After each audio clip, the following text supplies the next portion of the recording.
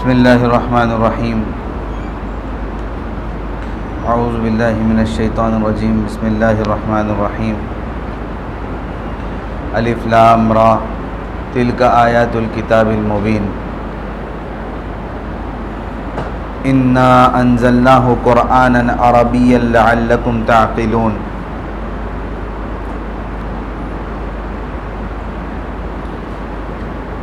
الف لام را یہ آیات کتاب مبین کی ہے. اس سے پہلے ہم نے الف لام را سے متعلق بات کی، یعنی حروف مقطعات کس کو کہتے ہیں. پھر اس کے بعد پہلی آیت میں کتاب مبین کا ذکر آیا، یعنی قرآن کریم کا. ہم نے قرآن سے متعلق بہت ساری الگ الگ باتیں کی. قرآن کیسے نازل ہوا، اللہ تبارک و تعالیٰ نے کتنے مرحلوں میں قرآن کو نازل کیا، قرآن کے اعداد و شمار کیا ہے، کتنی آیات ہے، کتنی صورتیں ہیں، کتنے کلمات ہیں، کتنے پارے ہیں، کتنے احزاب ہے، کتنے سجدے ہیں، کون سی بڑی صورت ہے، کون سی چھوٹی صورت ہے. یہ تمام چیزیں ہم لوگوں نے سنی. پھر اللہ تبارک و تعالیٰ نے کس طریقے سے حضرت جبرائیل علیہ السلام کے ذریعے سے قرآن کریم کو اتارا. لوح محفوظ کے بارے میں سنا، حضرت جبرائیل علیہ السلام کے بارے میں سنا. گزشتہ کل مضامین قرآن کے بارے میں سنا کہ کتنے مضامین قرآن کے ہیں. اور پھر ایک بحث ہم نے یہ سنی کہ قرآن خود کلام الہی ہے، اس پر دلیل خود قرآن کریم ہے. اب آگے کتاب مبین جو اس آیت میں کہا گیا ہے، سب سے پہلی آیت سورہ یوسف کی تھی، اس میں کہا کہ یہ کتاب مبین کی آیات ہے. کتاب مبین یعنی قرآن کریم، جو کتاب حلال و حرام کے احکام اور ہر کام کے حدود و قیود بتلا کر انسان کو زندگی کے ہر شعبے میں ایک معتدل سیدھا نظام حیات بخشتی ہے. کتاب مبین یعنی صاف کتاب جو ہمیں حرام و حلال کے بارے میں بتلاتی ہے، حدود و قیود کے بارے میں بتلاتی ہے کہ ہمیں کس راستے پر چلنا ہے، کیا ہماری باؤنڈریز ہے، ہمیں کہاں تک جانا ہے، کس کے آگے نہیں جانا ہے، کیا کام کرنا ہے. یہ سب چیزیں اس کتاب میں بتلایا گیا ہے. اس کتاب کو نازل کرنے کا وعدہ تورات میں بھی موجود ہے اور یہودی اس سے واقف تھے. پھر سے اس سورت کے نازل کرنے کے بارے میں جو شان نزول ہم نے ذکر کیا تھا کہ یہودیوں نے اللہ کے رسول صلی اللہ علیہ وسلم سے آل یعقوب اور حضرت یوسف علیہ السلام کے واقعے کا سوال کیا. یہ سورت اسی سوال کے جواب کی وضاحت کے لیے اللہ تبارک و تعالیٰ نے نازل فرمائی. آئیے اب دوسری آیت جو ہے انا انزلناہ قرآنا عربیا لعلکم تعقلون، ہم نے اس کو اتارا ہے قرآن عربی بنا کر شاید تم سمجھ بوجھ حاصل کر لو. ہم نے اس کو اتارا ہے قرآن عربی بنا کر شاید تم سمجھ بوجھ حاصل کر لو. اللہ تبارک و تعالیٰ نے اس کتاب کو عربی میں نازل کیا. پہلے تو عربی زبان کے بارے میں یہ جان لینا چاہیے کہ آج دنیا میں آپ گوگل کریں گے تو آپ کو پتہ چلے گا تقریباً 7100 زبانیں بولی جاتی ہے. 7100 زبانیں بولی جاتی ہے، جس میں سے عربی زبان جو ہے یہ ورلڈ کی 6 نمبر پر بولے جانے والی سب سے بڑی زبان ہے. 6 نمبر پر جو زبان سب سے زیادہ دنیا میں بولی جاتی ہے وہ ہے عربی زبان. سب سے پہلے نمبر پر بولے جانے والی زبان انگلش ہے. دوسرے نمبر پر بولے جانے والی زبان جو ہے وہ مینڈرین ہے. مینڈرین اصل چائنیز زبان کو کہتے ہیں. دوسرے نمبر پر چائنیز. تیسرے نمبر پر جو زبان سب سے زیادہ دنیا میں بولی جاتی ہے وہ ہے ہندی. چوتھے نمبر پر اسپینش. 5ویں نمبر پر فرینچ اور 6 نمبر پر عربی زبان دنیا میں سب سے زیادہ بولی جاتی ہے. اللہ تبارک و تعالیٰ نے خاص طور پر قرآن کریم کو عربی میں اتارا. اس کی بنیادی وجہ تو یہی ہے کہ جس خطے میں اللہ تبارک و تعالیٰ سب سے پہلے قرآن کریم کو اتارنا چاہتے تھے، اور اس کتاب کے سب سے پہلے مخاطب جو ہے، یعنی سب سے پہلے ٹارگیٹڈ آڈینس جو ہے وہ عرب کے لوگ ہیں، کیونکہ سب سے پہلے کعبۃ اللہ اسی جگہ واقع، اور اللہ تبارک و تعالیٰ نے آخری نبی کو پیدا کرنے کے لیے جس سرزمین کا انتخاب کیا وہ عرب کی سرزمین تھی۔ ظاہری بات ہے نبی عربی ہے، تو جس کتاب کو اس نبی کی نبوت کی تائید کے لیے بھیجا جا رہا ہے اس کتاب کا بھی عربی ہونا ضروری ہے۔ اس کے علاوہ یہ سمجھنا بہت ضروری ہے کہ عربی زبان جو ہے یہ اہل جنت کی زبان ہے۔ اللہ کے رسول صلی اللہ علیہ وسلم فرماتے ہیں، بیہقی اور طبرانی شریف کی روایت ہے کہ 3 وجہ سے عربوں کو محبت کرو۔ اللہ کے رسول فرماتے ہیں، ابن عباس رضی اللہ تعالیٰ عنہ سے مروی ہے کہ اللہ کے رسول صلی اللہ علیہ وسلم فرماتے ہیں، احب العرب لثلاث، 3 وجہ سے عرب کو چاہو، ان سے محبت کرو۔ سب سے پہلی وجہ یہ بتلائی، انا عربی، کیونکہ میں عربی ہوں۔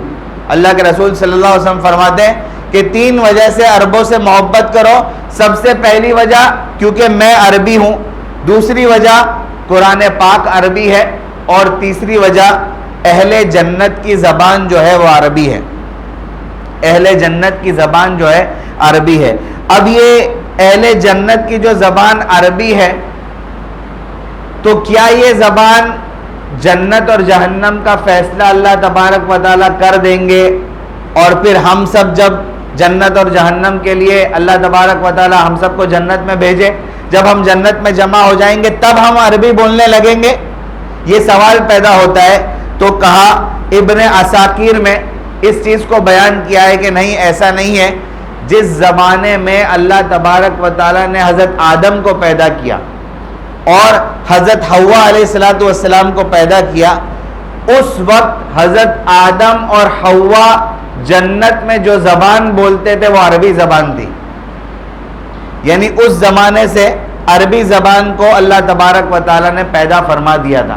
یعنی جنت میں جب حضرت آدم کی پیدائش ہوئی تو وہ عربی زبان میں بات کرتے تھے۔ پھر حضرت آدم علیہ السلام سے جو چوک ہوئی، جو غلطی ہوئی، حضرت حوا علیہ السلام کے واسطے سے جو غلطی ہوئی، جو چوک ہوئی، اور جس کی وجہ سے پھر حضرت آدم علیہ السلام کو اللہ تبارک و تعالیٰ کی ناراضگی کا سامنا کرتے ہوئے جنت سے نکال دیا گیا اور دنیا میں بھیج دیا گیا۔ اس وقت حضرت آدم علیہ السلام سے اللہ تبارک و تعالیٰ نے بہت ساری نعمتیں واپس لے لی، اور وہ جو نعمتیں اللہ تبارک و تعالیٰ نے واپس لی ان میں سے ایک نعمت یہ زبان بھی تھی۔ ہم کو معلوم ہے حضرت آدم اور حضرت حوا علیہ السلام کے بارے میں کہ جب اللہ تبارک و تعالیٰ نے جنت سے دنیا میں ان کو بھیجا تو ان کے کپڑے بھی اتار لیے تھے۔ تو جو نعمتیں اللہ تبارک و تعالیٰ نے حضرت آدم علیہ السلام کی لے لی تھی اس میں سے یہ عربی زبان بھی تھی، یعنی عربی زبان بھی حضرت آدم علیہ السلام سے واپس لے لی تھی۔ اور پھر جب حضرت آدم دنیا میں آئے تو کتابوں میں لکھا ہے کہ حضرت آدم علیہ السلام سریانی زبان میں بات کرتے تھے، اور پھر جب حضرت آدم علیہ السلام نے اللہ کے سامنے توبہ کی اور اللہ تبارک و تعالیٰ نے حضرت آدم کی توبہ کو قبول کیا، اور توبہ کو قبول کرنے کے بعد اللہ تبارک و تعالیٰ نے جو نعمتیں حضرت آدم کو واپس لوٹائی اس میں عربی زبان بھی اللہ تبارک و تعالیٰ نے حضرت آدم کو واپس لوٹا دی۔ تو یہ سمجھنے کی بات ہے کہ عربی زبان کہاں سے چلی، پھر حضرت آدم کو عطا کی گئی، پھر حضرت آدم سے لے لی گئی، اور پھر دوبارہ جب حضرت آدم کی توبہ کو قبول کیا گیا اللہ تبارک و تعالیٰ نے جو نعمتیں حضرت آدم کو واپس لوٹائی اس میں عربی زبان بھی تھی۔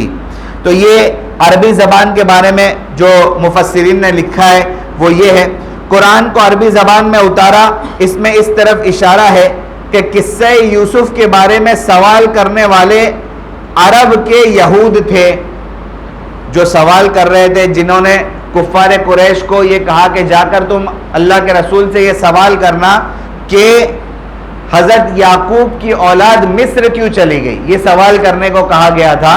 تو یہ یہودی جنہوں نے اللہ کے رسول صلی اللہ علیہ وسلم سے سوال کرنے کے لیے کفار مشرکین کو ابھارا تھا، وہ بھی عربی تھے، وہ بھی عربی زبان کو جاننے والے تھے.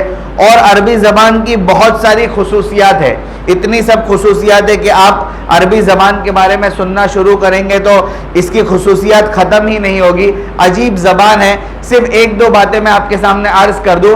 عربی زبان میں صرف شیر، لائن جس کو کہتے ہیں، اس کو بولنے کے لیے 100 الگ الگ الفاظ ہے شیر کے لیے. بلکہ عرب حضرات جو تھے اس میں ایک مقرر، ایک تقریر کرنے والے اس زمانے کے بہت زیادہ مشہور تھے جن کا نام تھا صحبان بن وائل. اور ان کے بارے میں مشہور تھا کہ وہ گھنٹوں گھنٹوں تک تقریر کیا کرتے تھے. اور ان کے تقریر کی ایک خصوصیت تھی کہ جب وہ تقریر کرتے تھے، آج اس تقریر میں کسی چیز کو بتلانے کے لیے جس لفظ کا استعمال کیا اس کو دوسری مرتبہ پھر اپنی زندگی میں تقریر میں کبھی استعمال نہیں کرتے تھے. یعنی یہ سمجھیے کہ الفاظ کے کتنے ذخیرے عربی زبان کے پاس ہے. اتنا ذخیرہ الفاظ کا عربی زبان کے علاوہ کسی اور زبان کے پاس نہیں ہے، کسی بھی اور زبان کے پاس نہیں ہے. اس وجہ سے اللہ تبارک و تعالیٰ نے قرآن کریم کو عربی زبان میں نازل کیا. اور مفسرین کہتے ہیں وَذَلِكَ لِأَنَّ لُغَةَ الْعَرْبِ أَفْصَحُ اللُّغَةِ، یہ سب سے زیادہ فصیح لغت ہے، سب سے زیادہ بلیغ زبان ہے. اللہ کے رسول صلی اللہ علیہ وسلم کو جتنی صفات سے نوازا گیا، ان صفات میں سے ایک صفات جو اللہ کے رسول صلی اللہ علیہ وسلم کو عطا کی گئی وہ ہے جوامع الکلم. اللہ کے رسول صلی اللہ علیہ وسلم کو کہا جاتا تھا جوامع الکلم. اور جوامع الکلم کا مطلب یہ ہے کہ چھوٹے اور کم الفاظ میں ایسی باتیں اللہ کے رسول صلی اللہ علیہ وسلم بیان فرماتے تھے کہ اس کے اندر معانی کا سمندر سما جاتا تھا. الفاظ بہت چھوٹے ہوتے تھے، سینٹنسز بہت چھوٹے ہوتے تھے، لیکن ان سینٹنسز میں معانی کا سمندر سما جاتا تھا. اسی وجہ سے احادیث کا جو ذخیرہ آپ دیکھیں گے، حدیثیں چھوٹی چھوٹی ہے لیکن پھر اس کی تشریحات اور حدیث کی جو باتیں مفسرین اور شراح حدیث نے بیان کیے وہ کروڑوں صفحات کے اوپر پھیلی ہوئی ہے. حدیث چھوٹی چھوٹی ہے لیکن اس کی جو تشریحات ہے وہ کروڑوں صفحات پر پھیلی ہوئی ہے. اور یہی حال قرآن کریم کا ہے. قرآن کریم میں آیات بہت چھوٹی چھوٹی ہے، یا قرآن کریم 30 پاروں میں سمٹا ہوا ہے، لیکن جب آپ قرآن کریم کے عربی الفاظ کی تعبیرات اور تشریحات کو دیکھیں گے تو پھر اتنی تفسیرات مفسرین نے لکھ دی ہے کہ وہ بھی کروڑوں اور ان گنت صفحات کے اندر موجود ہے. تو کہنے کا مطلب ہے عربی زبان. دیکھیے اب یہ زبان کا جو مسئلہ ہے تعلق کی بات ہے. ہم سمجھتے ہیں کہ بھائی عربی زبان بہت مشکل زبان ہے، لگتا ہے نا ہم کو ایسا، عربی زبان مشکل ہے، لیکن اصل چیز ہے دل پہ لینے کی بات، تعلق کی بات. ٹھیک ہے، اب ہم لوگ سب نے آج تراویح پڑھی. صحیح یہ بتاؤ کہ آج جن لوگوں نے تراویح پڑھی ان میں سے کتنوں کو یہ بات معلوم ہے کہ آج سورہ یوسف شروع ہوئی تراویح میں؟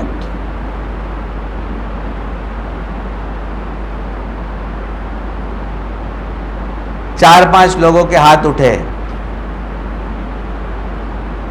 15ویں رکعت میں آج سورہ یوسف شروع ہوئی. اب اگر عربی نہیں بھی آتی ہے تو یوسف نام سن کے کم سے کم یہ پتہ چل جانا چاہیے تھا کہ سورہ یوسف شروع ہوئی. صحیح ہے کہ نہیں؟ لیکن اصل دھیان کی بات ہے.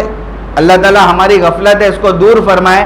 ہمیشہ دعاؤں میں ایک دعا یہ بھی مانگتے رہنا چاہیے کہ یا اللہ ہماری دعاؤں میں، ہماری نمازوں میں، ہماری عبادتوں میں، ہماری تسبیحات میں، ہماری تلاوت میں تو جان پیدا فرما اور دھیان پیدا فرما. اگر ہم یہ نہیں مانگیں گے تو ایک تو دھیان رہتا بھی نہیں ہے اور جان ہماری نمازوں میں ہے بھی نہیں، مردہ ہو گئی ہے ہماری نمازیں. اور اگر ہم نے یہ مانگا بھی نہیں تو یہ محسوس ہوگا کہ ہمیں اس کی طرف کوئی توجہ بھی نہیں ہے. اس لیے کم سے کم دعاؤں میں یہ بات مانگ لینا چاہیے کہ اللہ تبارک و تعالی ہماری نمازوں میں دھیان پیدا فرما اور ہماری نمازوں میں جان پیدا فرما، ہماری نمازوں کو ایسا بنا دے جو تیری بارگاہ میں قبول ہو سکے۔ ورنہ حدیث میں ہے کہ ایک نمازی نماز پڑھتا ہے اور اس کی نماز کی یہ حالت ہوتی ہے کہ ایک پرانے کپڑے میں لپیٹ کر اس کی نماز کو اس کے منہ پر مار دیا جاتا ہے۔ اللہ تبارک و تعالی ایسی نمازیں پڑھنے سے ہماری حفاظت فرمائے۔ اس لیے دیکھیے نماز کے بارے میں ابھی یہ ٹاپک نہیں ہے، مستقل نماز کا ٹاپک ہے۔ ایک چیز اس بات کا ایک خیال رکھنا چاہیے کہ نماز کو جب آپ شروع کرو تو دھیان کے ساتھ شروع کرو۔ دھیان شیطان بھٹکا دیتا ہے، ہمارا نفس بھٹکا دیتا ہے ادھر ادھر، لیکن نماز کی جب رکعت باندھو تو کم سے کم اس بات کی کوشش کرو کہ بہت دھیان کے ساتھ آپ رکعت باندھ رہے ہو۔ اور جب نماز کی انتہا ہے، پوری نماز سمجھو ادھر ادھر ہو گئی، ہمارا دھیان نہیں رہا، اور نماز کی جب انتہا ہو رہی ہے، سلام پھیرنے سے پہلے جو دعا پڑھتے ہیں کم سے کم اس میں دھیان پیدا کر لینے کی کوشش کرو۔ اس کا فائدہ میں بتاتا ہوں۔ اس کا فائدہ یہ ہوگا کہ اگر ابتدا بھی ہماری اچھی ہوئی ہے اور انتہا بھی اگر ہماری اچھی ہوئی ہے، درمیان میں ادھر ادھر ہو گیا ہے، تو امید ہے اللہ تبارک و تعالیٰ ابتدا اور انتہا کو دیکھ کر ہماری نماز قبول کر لے گا۔ کم سے کم اتنی محنت اور کوشش کرنا شروع کریے۔ اتنا بھی اگر ہم سے ہو گیا تو سمجھیے کہ ہماری نمازیں کہیں نہ کہیں کسی نہ کسی حد میں اللہ تبارک و تعالیٰ کی بارگاہ میں قبول ہو جائیں گے، سب کریں گے انشاءاللہ۔ تو اصل بات ہے تعلق، کہ ہمیں کس چیز سے کتنا تعلق ہے، کتنا ربط ہے ہمارا، اس کے ساتھ کتنا کنیکشن ہے، اس کے ساتھ ہماری کتنی بانڈنگ ہے، وہ دار و مدار ہے، اس کے اوپر ڈیپینڈ ہوتا ہے کہ ہم اس چیز کو سیکھنے میں سمجھنے میں کتنا زیادہ دلچسپی لیتے ہیں۔ اب میں آپ کو اس کا اور ایک ایگزامپل دیتا ہوں۔ آپ گوگل پر جا کر ایک ویڈیو سرچ کریے گا، یوٹیوب پر ویڈیو ہے multi lingual boy, multi lingual boy, اور آگے لکھنا ہینگنگ گارڈن، ایسا کر کے لکھنا آپ، تو آپ کو ایک بچہ دکھے گا، اس کے اندر ایک بچے کا ویڈیو دکھے گا، 7-8 منٹ کا 9 منٹ کا ویڈیو ہے۔ وہ بچہ جو ہے 10 زبانوں میں بات کرتا ہے، 10 زبان میں وہ بچہ بات کرتا ہے، اور یقین مانو وہ بچہ کبھی کوئی اسکول نہیں گیا، کبھی اسکول نہیں گیا۔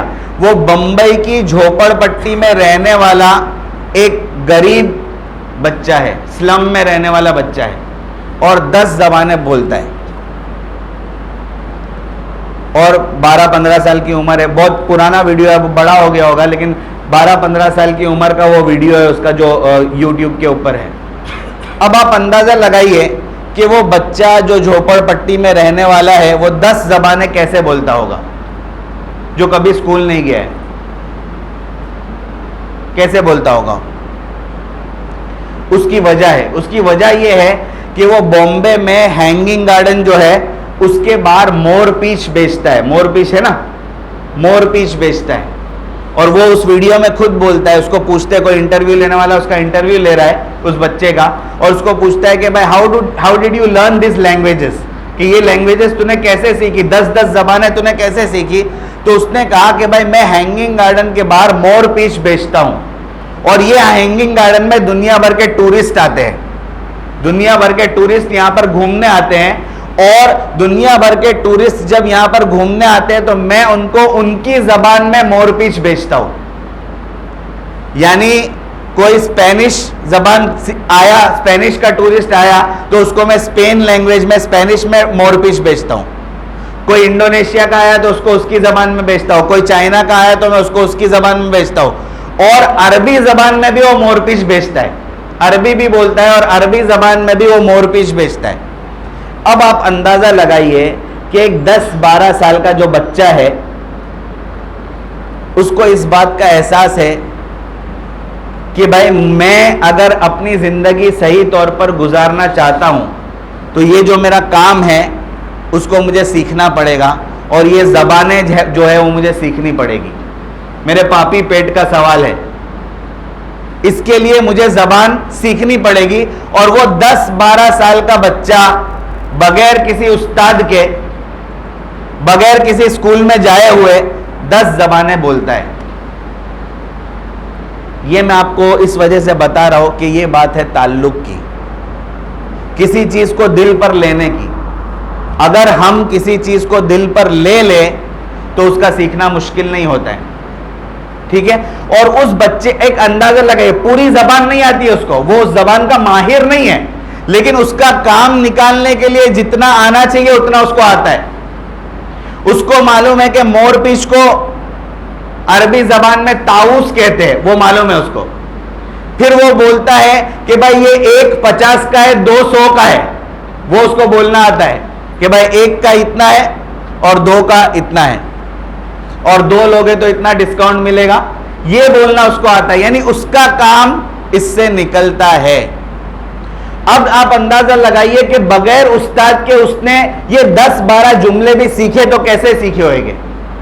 پہلے اس کو یہ آئیڈینٹیفائی کرنا ہے کہ بھائی یہ جو ٹورسٹ آ رہا ہے یہ کون سے ملک کا ہے. پہلے اس کو آئیڈینٹیفائی کرتا ہے کہ بھائی یہ عربی لگتا ہے تو اس کو عربی میں پوچھنا پڑے گا, یہ چائنا کا لگتا ہے تو اس کو چائنا میں پوچھنا پڑے گا. تو وہ پہلے وہ آئیڈینٹیفائی کرتا ہے کہ یہ ٹورسٹ کون سے ملک کا ہے.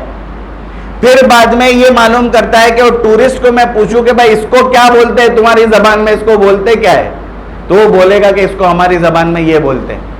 پھر وہ بولے گا کہ تمہاری زبان میں 100 کو کیا بولتے ہیں, پھر وہ سیکھے گا کہ 100 کو کیا بولتے ہیں. پھر 50 کو کیا بولتے ہیں, 1 کا اتنا, 2 کا اتنا, اس کو کیا بولتے ہیں. ایسے کر کر کے اس نے الگ الگ لوگوں سے یہ زبانوں کو سیکھا.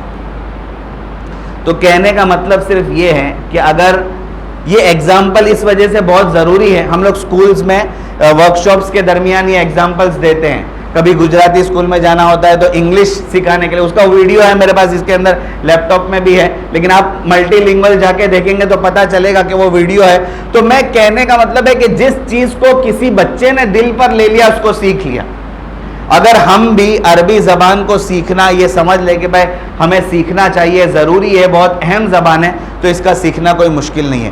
اور ہمیں عربی زبان کی تہ تک جانے کے لیے نہیں کہا جا رہا ہے, کم سے کم پڑھنا تو سیکھ لے, صحیح طور پر پڑھنا تو سیکھ لے ہم, تاکہ ہم کم سے کم کل قیامت کے دن اللہ کو یہ تو منہ دکھا سکے کہ تیرا کلام پڑھنا تو ہمیں آتا تھا, تو نے جو کلام دنیا میں بھیجا تھا اس کو پڑھنا ہمیں آتا تھا.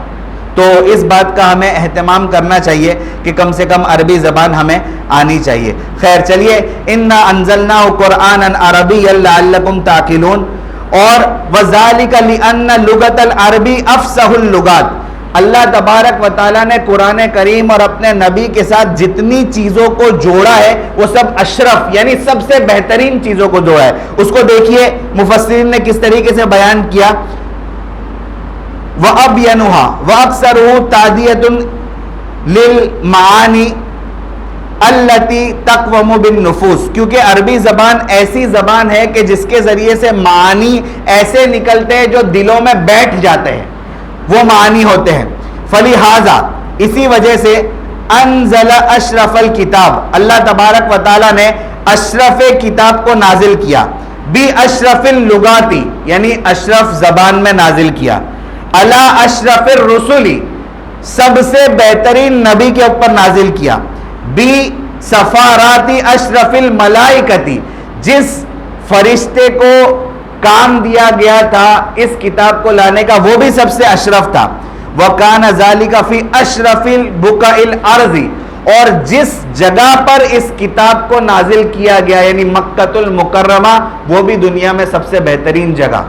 اور پھر آگے فرمایا وَإِبْتِدَاءِ إِنزَالُهُ فِي أَشْرَفِ شُهُورِ السَّنَةِ, کہ اس کو جب نازل کیا گیا سب سے پہلے تو جس مہینے میں نازل کیا گیا وہ بھی سب سے بہترین مہینہ یعنی رمضان کے مہینے میں اس کا نزول شروع ہوا. اور پھر آگے فرمایا وَكَمَالَ مِن كُلِّ وُجُوهٍ لِهَذَا, اور اسی وجہ سے یہ قرآن کریم جو ہے اور اس کی جو لغات ہے یہ سب سے اشرف ہے, سب سے بہترین. اب دیکھیے کتنے اشرف کو جمع کیا ہے یہاں پر اللہ تبارک و تعالیٰ نے.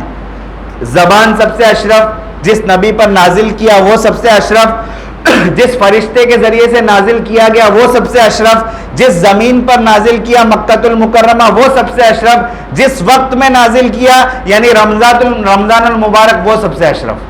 تو یہ تمام چیزوں کو ایک ساتھ اللہ تبارک و تعالیٰ نے قرآن کریم کے لیے جمع کیا۔ یہ قرآن کریم کا بہت بڑا اعزاز ہے، اور عربی زبان جو ہے یہ قرآن کریم کے لیے انتخاب کی گئی کیونکہ یہ دنیا کی سب سے بہترین زبان ہے۔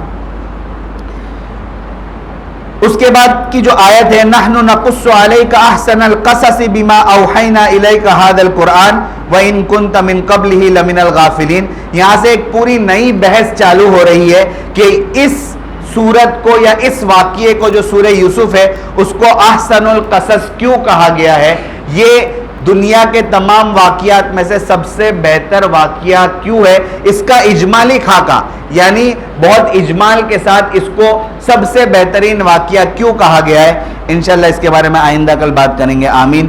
وآخر دعوانا الحمدللہ رب العالمین۔